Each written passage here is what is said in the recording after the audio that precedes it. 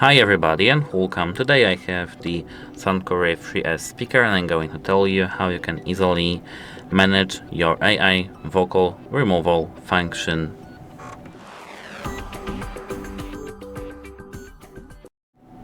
So now we are in the SOUNDCORE application. To know how to install this application, check our channel because we have a video for that. In the main menu we have the AI feature. Let's tap on that. Let's skip the tutorial. Here we have the AI vocal removal. We can enable that and we can strengthen it or lower it using just a few taps.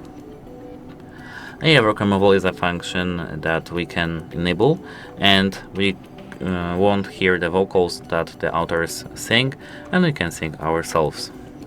Here we have the AutoKate vocal and we can enable that too. That's it, hope it helps you and goodbye.